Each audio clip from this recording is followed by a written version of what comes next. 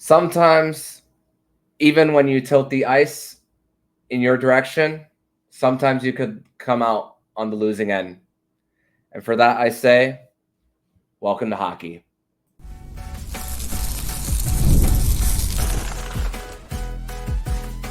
You're Locked On Panthers, your daily podcast on the Florida Panthers.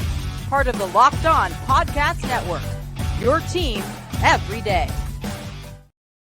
And welcome into this Sunday, May 26th edition of the Locked On Florida Panthers podcast, part of the Locked On Podcast Network, where it's your team every day. Thank you for making the Locked On Florida Panthers podcast your first listen of the day. I'm Armando Velez from the Hockey News. You can follow me on X at Monoman12. Follow the show account on X and Instagram at LO_FLA Panthers. And shout out to the everydayers who come back here and get your daily Florida Panthers fix. Today's episode is brought to you by FanDuel. Make every moment more right now. New customers get $150 in bonus bets with any $5 bet. That's $150 with any $5 bet. Visit FanDuel.com/lockedon to get started. So, Cats fans, the Florida Panthers, they go into Amerant Bank Arena. We knew all the chatter right before this game even started with fan attendance, New York fans coming over here, but even coming out for the Florida Panthers in this one, I mean, dominant when it comes to tilting the ice in their direction. They get some power play goals on the board for them too. They and even had multiple chances to get a win towards the end where they tilted the ice in their direction for the last 8 minutes, but unfortunately some breakdowns for them. And having to come back twice too, a 1-goal deficit and also a 2-goal deficit in the third period, but still was not enough for them to get a win in overtime. It's the second straight overtime win. Igor Shesterkin was great for the New York Rangers, going 34 of 38 to basically give the New York, who is basically the MVP for the New York Rangers in this one, as they win this game 5-4 in overtime, where now the New York Rangers have taken a 2-1 series lead and have taken back home ice advantage for whatever that is worth. But joining me on today's edition of the Locked On Florida Panthers podcast to recap this 5-4 loss for the Florida Panthers against the New York Rangers is Florida Panthers historian Francisco Oporta. Francisco, welcome back to the show. And one of the big downers as far as the shows that we have done. This is a tough one to swallow. I hope this isn't like 97 when the Panthers won the first game of that series and then just got, swept after that. I hope it's not that, but man, this is a tough one. This is a tough one, especially back-to-back overtime losses. And the wrister in the second game to win in overtime there, but this one off a tip in, off the shaft of the stick, it just feels kind of cheap in a way. And not to discredit what the Rangers did over the course of this game, but it just, if you had to go in one way, you didn't want to go that way. And then unfortunately it went off Wenberg's stick. It goes in and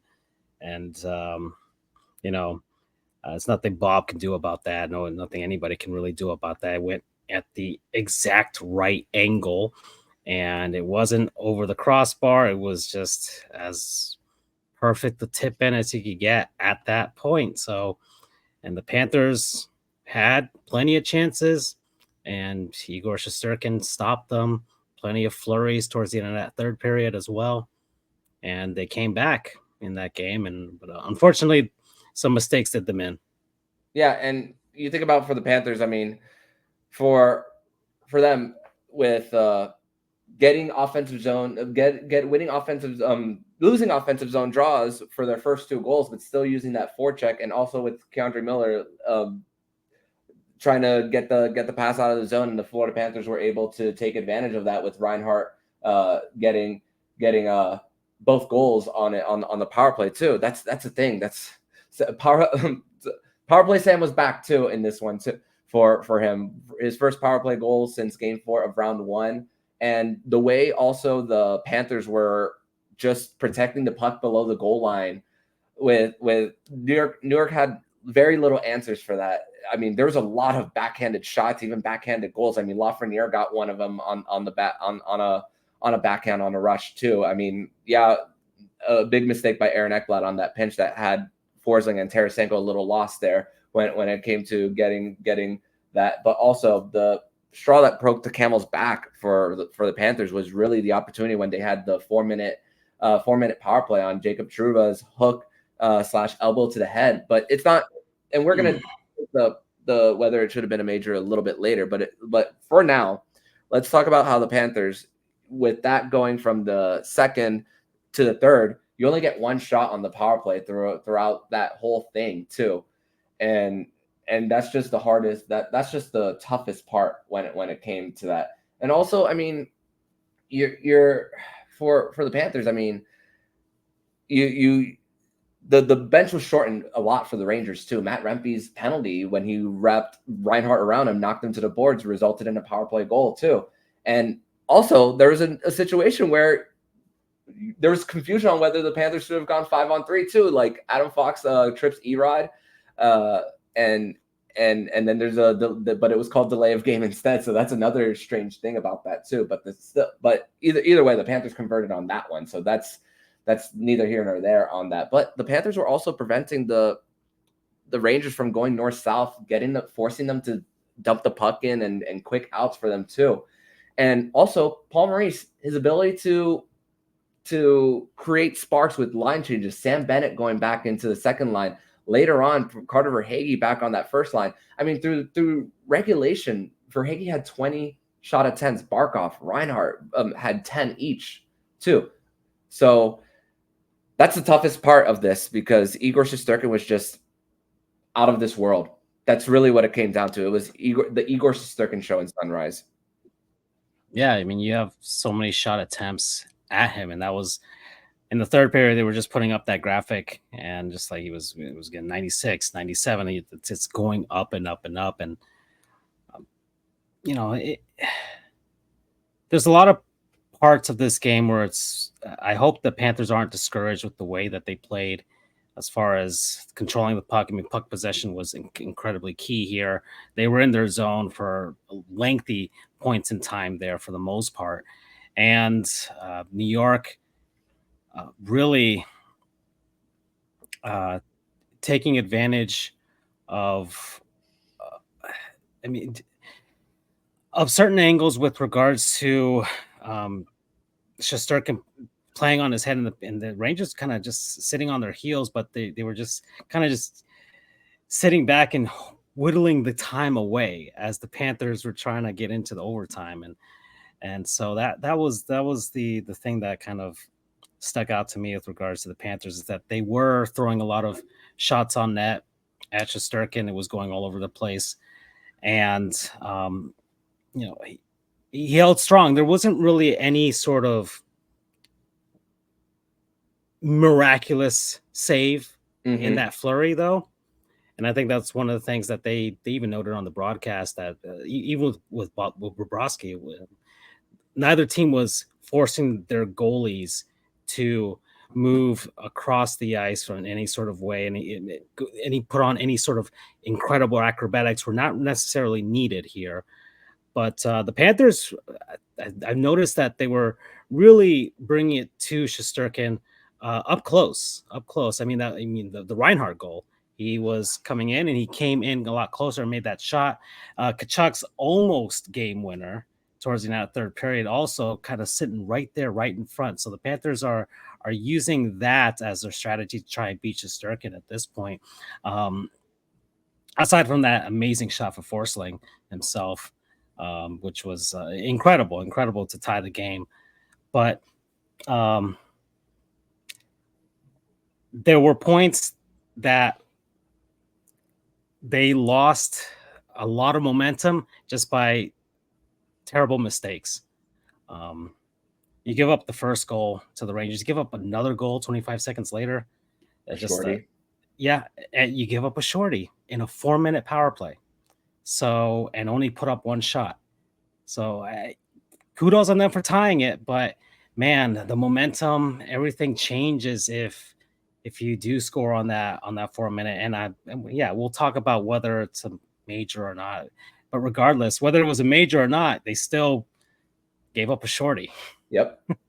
And for the Panthers, it's just also for them just the how when they did score the goals of how it was on the counterattack too, and just transition when it came to two of those goals for the New York Rangers, for them, especially with the shorthanded one for them. That's really what, and also Peter Laviolette calling a good time to do call a timeout with 11:30 left shortly after Gustav Forsling scored.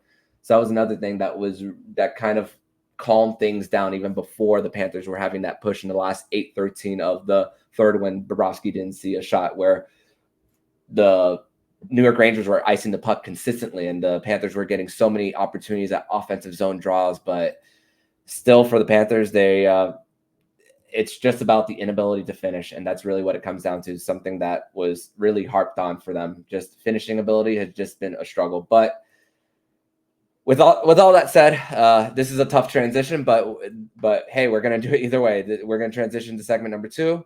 We're going to discuss more about our 3 dubs of the game, and also the moment when we thought this game was lost. We're going to discuss this and more here on the Locked On Florida Panthers podcast.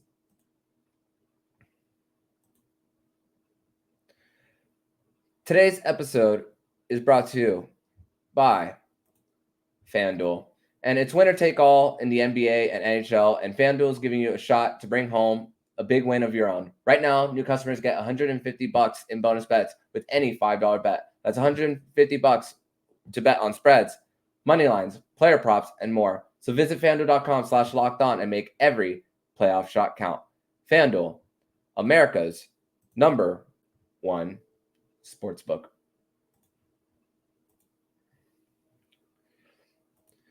Segment number 2 here on this Sunday, May 26th edition of the Locked On Florida Panthers podcast. Thank you once again for making the Locked On Florida Panthers podcast your first listen of the day here on a Sunday, where the Florida Panthers are coming off a 5-4 loss against the New York Rangers, and here to recap, and once again recapping this loss for the Panthers to trail the series 2-1 against the New York Rangers is Francisco Oporta, Florida Panthers historian. And going back to when with this game, it's also, before we get to the 3 dubs and when we thought the game was lost, there was also a scare when the Panthers could have gone to the box for a double minor. Well, double minor was the reasoning was for them to actually review it, so for a mistake there. But even Barkov, with a wasted performance by Barkov, just really tough on pucks and just consistently matched up against that top line for them too. So that's another thing that I wanted to say there. But 3 dubs of the game for me on this one. I'm gonna go with Aaron Ekblad. Bad pinch on that first goal by the New York Rangers. The other one was Brandon Montour on that when the puck was up the ice on when the Panthers were on the power play that caused that turnover. And also my last one is going to be Vladimir Tarasenko. 2 shots on goal on the night. And also, even before this, I was just in the first 2 games of how him and Barkov just worked so well together. But I also get why Verhaeghe was inserted back on that top line. But it's a little bit, the way Tarasenko creates offense not on the Barkov line is it just doesn't happen as much. But so we'll see if Maurice sticks with this after this game. So my 3 are Ekblad, Montour, and Tarasenko. Who are your 3 dubs? 3 duds for this game? Man, I know a lot of people love to bash on Aaron Ekblad. Unfortunately, he was very noticeably not great today, and I'm going to have to put him there as well. Just a lot of decision-making abilities and things like that. And you see it too, and you're like, come on, dude, you're better than this. I know you're better than this. Same thing with Brandon Montour. He's kind of that same ilk in some senses. And I mean, Tarasenko was noticeably absent. In fact, he was pretty absent in the third period. They weren't putting him on the ice. I don't know what was going on there, but he was not a factor much at the beginning of that third period when the Panthers were making their push back to tie the game. I mean, I can't really name a third one. As far as people, I do want to address people complaining about goaltending. As far as I'm concerned, I mean, sheesh, man, it's two tip-ins. I mean, what's Bob going to do about those? In all honesty, I can't say, especially the game winner. Yeah, like what are you going to do there? It's almost a freak shot. It's essentially that. So I can't put a pin a third person that's a dud in this game. I thought everybody else played as well as he could, and then played to their role. But yeah, it's hard to put a third one. I'm with you there because of the fact that ice was so tilted, and then one rush gets ice conditions were better here apparently. So yeah, so that's the hardest part about it. And if you took out the graphic and you took out the scoreboard, and you didn't know what the score was, everyone and their mother would say that the Panthers won it. But hockey doesn't work that way. Like I said in my intro, but the part where we thought the game was lost for the Panthers, there were so many ways you could go with this one. You could either go when the shorthanded goal was scored, and then you get 2 goals from Barkov and Forsling there, and a little bit of a false hope. But for me, I'm really stuck between that one and also the last 8 minutes where the ice was tilted, and Matthew Tkachuk had that opportunity at the very end too. I think I'm gonna go with the shorthanded goal there, and I thought it should have been a 5-minute major on Jacob Trouba there, where he hooks at first and then he goes straight to the head of Evan Rodriguez. Thankfully, he was all right. But what are you going to do? Once again, that's not the reason why the Panthers lost. You need to get more than one shot in 4 minutes of power play time, especially when a good portion for the Panthers, you had that intermission break to get your top guys rested too. That's also the thing. They're going to be back on the ice after going into the third too. That's the worst part. So I'm going to go with that shorthanded goal because it felt like, not necessarily a dagger, but it felt like everything momentum wise could have swung. But the Panthers, credit to them, they still play their style of game regardless of score. Yeah, I mean, that was devastating, and it came at the wrong time in so many ways, especially because you finally get Sam Reinhart going on the power play. That was a big storyline in today's game as well, is that you finally get him going on the power play, and you think, okay, we're rolling now. Now we got 4 minutes for this, and then completely pulled the rug out from under you, and so that was incredibly discouraging. And I mean, for me, that flurry of those last 8 minutes, I mean, you couldn't get one, and then Tkachuk had his one opportunity, and then Shesterkin got that save. He made there were a lot of great saves in that portion for Shesterkin, just shoulders and blockers, and just in the right spots, and you could tell they were very well placed shots by the Panthers when you look at the replays from a lot of those. But unfortunately, you can't really. You couldn't really beat them. And then once the Rangers got through that initial flurry in the overtime period, you see them almost as if their confidence is building. It's like, well, we're withstanding all of this. We just need a shot. That's all we need. As long as we can get one opportunity on the other end, we got we could win this. And the same thing happened as the game 2. It's just, okay, here they go. So withstand that flurry by the Panthers and eventually just try and capitalize on your opportunities, whether it's in a fluky fashion or not. So the Rangers are winning these games in a very grindy, fluky fashion in some sort of ways. And you hope that the Panthers, yes, they continue to try and dictate it with their own game, but game 4 is going to have to be a lot cleaner as far as those dunderhead plays, because that's what did you in this game. This game, if I had to redo the score, they should have won 4-2 today. In my opinion, there's I think they should have won 4-2 or 4-3, 5-3 with like an empty netter. Let's just say, okay, something around there, but that wasn't the case. Yeah, and even in the 6 power plays, 6 that you got 2 of them too. That's the worst part about it for the Florida Panthers here. When it comes to just getting that part going, you still haven't allowed a power play goal to the Rangers.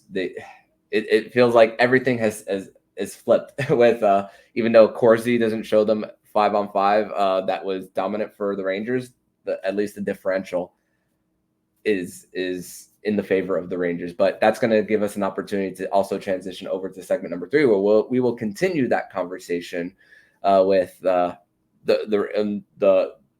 Panthers and their opportunities on the power play and what to expect going now that the Panthers lost in the fashion that they did with their inability to finish. We're going to discuss that and more here on the Locked On Florida Panthers podcast.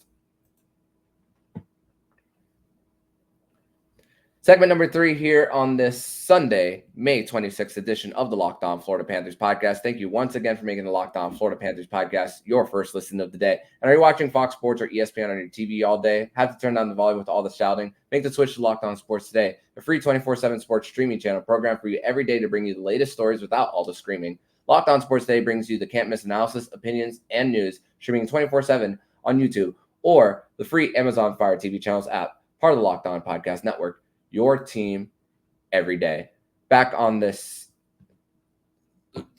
Sorry, I already introduced the segment, but back with Florida Panthers historian Francisco Oporta here to recap this 5-4 loss for the Florida Panthers over the New York Rangers in Game 3 of the Eastern Conference Final, where the Florida Panthers now trail the series against the Rangers 2-1. And Francisco, the thing for the Panthers is that we spoke about how they've, going back to the whole, what Paul Maurice said about the team, how teams reinvent themselves consistently throughout the postseason for round by round. And the craziest part is Panthers went to the box twice today. And eight times through the 3 games, and you're thinking, okay, if you divide that by 3 games, that's an average of like 2.3, somewhere around there. And you and the Panthers are consistently catching New York in bad positions. They're out battling 50-50 battles too. But the thing is, I can't expect 6 power plays every single game. That's the thing. And you spoke more about the lack of acrobatics too for the goaltending. It's just you could get shot attempts all you want. Maybe some of them on the night that we could argue were quite a few muffins for the Panthers. I mean, let's just look at total shot attempts on the night. What they finished with, 108 to 44. So that's a total Corsi of 71%.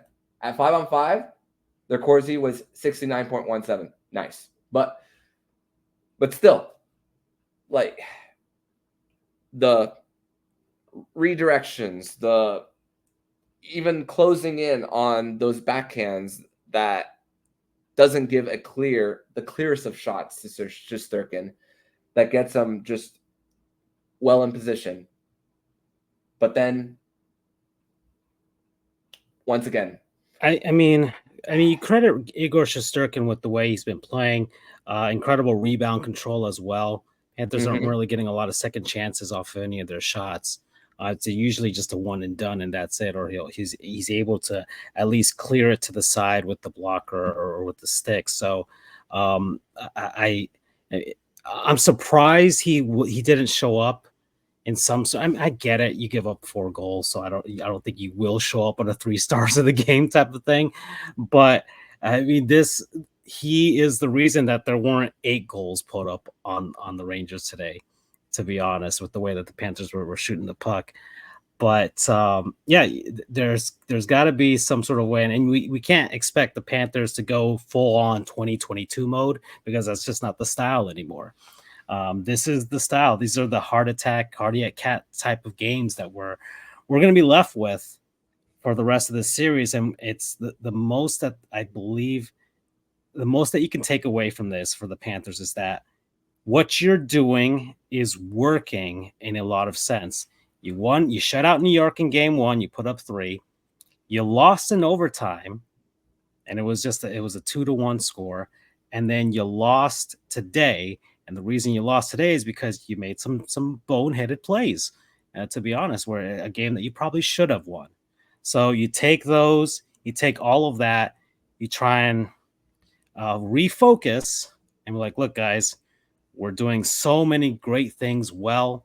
However, we clean up just this little bit, and we can beat these guys the way we've beaten everybody else going forward. I've noticed that this series hasn't taken a turn towards any sort of fisticuffs of any sort. There isn't really a lot of hatred going on outside of game 2 after the first goal, though. Yeah, outside of Verhaeghe getting really, really in his feelings with that. But outside of that, you're not getting the same emotion out of the Tampa series or the Boston series. And yes, there's a history behind those. And the Rangers and the Panthers this is the first time they've met in the playoffs since 97. There's no real history between these teams aside from they're the 2 top division winners right here. So, and in the regular season, they played pretty well. But regardless of that, it's the Panthers are doing a lot of things well. I think you just got to keep doing it and just clean it up a bit. All right, let's refocus. Let's clean it up a bit. And I think they should be good to go. If the Rangers beat you after that, then all right, good on them for beating you that way. And that was the thing with the Rangers. The Rangers are also getting a little bit accustomed to the Panthers style in some sort of way, but they're still sitting back on their heels a lot, especially in this game. So just keep doing that, because eventually maybe they're hanging on for dear life, and you just got to keep doing it until they are way too overwhelmed and the waves just wash over them. Especially with how the Panthers penalty kill, the 2 penalties that they committed are guys who are on their top units too. With Stenlund taking the first one, Lundell had to play with 2 different guys on the penalty that Stenlund committed. You usually don't have Barkov and Reinhart first there. They're usually the second unit, but also what you had to do differently too with the Panthers, they're how they were as far as closing gaps on the blue line too on the penalty kill. That's also the worst part, was that it looks so great too there. But also another stat for this is just for the Rangers penalty kill, they're only -2 through 13 games on their penalty kill alone. This isn't special teams as a whole, penalty kill. And that's just the thing when you that was the thing that was going into this series that people were like, especially with regards to the Panthers, the fear is like, oh, the Rangers had a really great power play heading into this series, and the Panthers have been able to shut that out so far. And that's the other thing that I hope the Panthers can bring it as far as game 4 is concerned, because I don't want the Rangers power play to suddenly become that next weapon that suddenly is they realize, oh, this is a weapon that we've got and we can use it again. Like we don't want that that power meter to go all the way. And also they got a new special now, and so they're going to use the special move, which is their power play. We don't want that right now, because if not, it's going to flip this series. And the Panthers really need to bring it in Game 4, and that same energy from Game 1. Yeah, I don't think that this will be like as big of a Debbie Downer that you won't see the Panthers play any different. I get that you're going against a different style, and it's two very contrasting for what we're seeing. I mean, but just once again, when you're just playing so tight, it's hard to do that through a whole 60. That we can't be surprised when the counterattacks and the quick rushes, or if one pinch, because you're not going to go through the whole game pinching, not pinching at all too. That's the thing, because you got to take risk here and there. I get it when it's a tie game later on that you're staying a little bit back, especially in the neutral zone. But it's also hard to maintain that. As great as the Panthers style, as much as it works for them, there's also realize of how it can be picked apart. And the Rangers, they picked their moments, regardless of them it being on their end for a good portion of this series. But I mean, I know this isn't the time of year of process over results, because I mean you're in the second to last round. But the Jameson Olive from FloridaPanthers.com tweeted some of the quotes that they're kind of saying the same thing. You like how you played, but it's really hard to lose like that. I mean, I'm paraphrasing. He quoted Barkov talking about it too, and also Sam Reinhart saying it's frustrating to lose like that. But he also spoke about the way it led to those goals and the improvement. You spoke about it, cleaning up this and video session. They still haven't announced whether they're going to practice tomorrow, but video session tomorrow, whew, chances are it's going to be long. Yeah. This team has been down in the series before. It's not. They've been down in the most ultimate way against the Boston Bruins last season. So I don't, and they're still at home. They're still at home. So just regroup, get it back together, and then go from there. So the guys know they played well. The guys know that they made some mistakes, and it's just just get back out there and let's see what happens in Game 4. Yeah, we will definitely see what happens in Game 4 as the Panthers, they go into this one, tilt the ice in their direction, but still not enough for them to come out with a W. But it's only Game 3 out of 7 for them. And if we are still talking about the New York Rangers still capitalizing when the ice is not tilted in their direction and they're one game away from advancing, the panic meter is not high right now. Does this loss a little devastating? Yes. Can't deny it. But I would say my panic meter right now is maybe like 4 or 5. How about you before we close this out? I'm going to say I'm at a 6 right now. Yeah, I'm at a 6. Because I still fear the Panthers not being able to finish in a lot of big chances, because they've had these opportunities in game 2 and 3 where that clutch meter, that clutch ability that we saw last season hasn't been utilized just yet. So that's really where we're at right now. And so far, I can't even say that the Rangers win today was even clutch. It felt like a freak goal. It was a freak goal in a lot of senses. So, the game winner in Game 2, fine, that was clutch. Let's put that with the wrister there. But this one felt really cheap, and I feel like that the Panthers give them another minute or two, and I think they would have tilted the ice back and would have won this game. To close, this is a game of inches, and sometimes the puck just doesn't roll your way, and that's really what was for the Florida Panthers on the night. But Francisco, I want to thank you so much once again for joining me on this edition of the Locked On Florida Panthers podcast. Unfortunately, coming on to discuss a loss 5-4, a rare high-scoring game in this series too. But who knows what we will see later on in the series if we will go back to what games 1 and 2 were in the series. So tell everybody where they can follow you and your work online, my friend. Yeah, Panther centric. As far as I'm concerned, it's at FLA Cats History on X, Twitter, whatever you want to call it. Panthers History on TikTok, and FLA Panthers History on Instagram. And I do Marlins History. It's at Marlins History. I don't want to be doing that this time next week. I want to be in Panthers mode still, but another team that was down 2-1 after losing the third game at home against a New York team, the 2003 Florida Marlins. And then they went on to win the World Series against the New York Yankees. So, let's see if the Panthers can recreate some of that magic.